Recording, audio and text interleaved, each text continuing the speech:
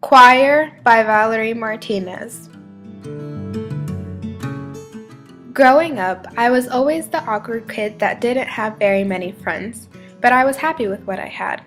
At the time, I didn't realize that many people weren't laughing with me, they were laughing at me. Now, as I recall back to my elementary school years and realize that maybe I did know, but chose the wrong times to care.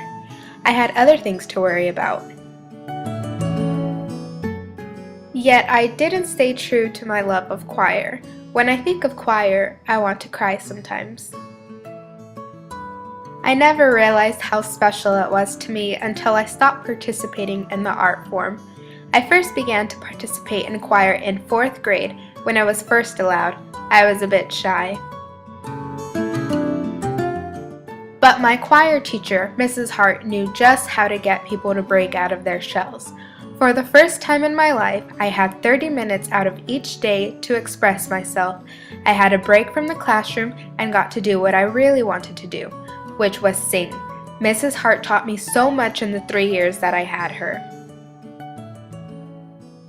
I learned how to sing on pitch, breathe through my diaphragm, and what the little squiggly lines in music meant. Spoiler, they meant to breathe. Choir, while only for 30 minutes out of my long day, ended up being my favorite thing in the whole world. I quit band because of it, and even formed a close relationship with my teacher. She was my guidance while I was in school, and I will always be thankful for that.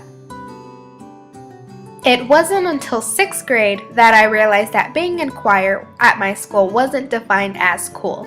For this year, I didn't quit choir, but I distanced myself from it as much as I could. I sang without enthusiasm the entire year. It was as if cool had overtaken my love for it. This is how the year continued until we had our end of the year concert. Mrs. Hart had specifically chosen me to sing the solo at the end of the year. I couldn't believe she had done that to me. I had to perform in front of parents and so many of my classmates. Before the solo, weeks of practice was needed if I wanted to get ready. We were singing Going to the Chapel of Love, which I loved, but I didn't know if I would love to sing it in front of other people. I had spent so much time practicing for my solo that I knew I was prepared. I knew I had it down, and I knew that I had the most fun practicing with my fellow choir friends and Mrs. Hart. I was ready to show all my hard work and preparation. The day of the performance came. I knew I could do it, and I honestly didn't have any fear. All my thoughts about my peers suddenly went away. I took my place in the center, then started to sing my solo in front of everyone. I got through it and smiled when I was finished. I was proud of myself. However, the joy I felt was short-lived because after our performance, awards were going to be given. I hadn't expected an award, much less this Teacher's Choice Award that Miss Hart had chosen to give to me. I started to cry as I was given an award that I believed I didn't deserve. Not only that, my place in choir was over and this was no longer my stage. I had spent my whole last year in choir miserable because I didn't think it was cool enough to be there. Yet, I had gotten the best award in my opinion. Mrs. Hart believed in me and I had let her down. From then on, it was my obligation to make it up to her. After 6th grade, I continued to participate in choir until high school.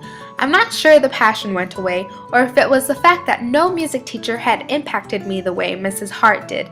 Nothing could beat Mrs. Hart and her choir class in elementary school. College hasn't left me with much confidence to sing.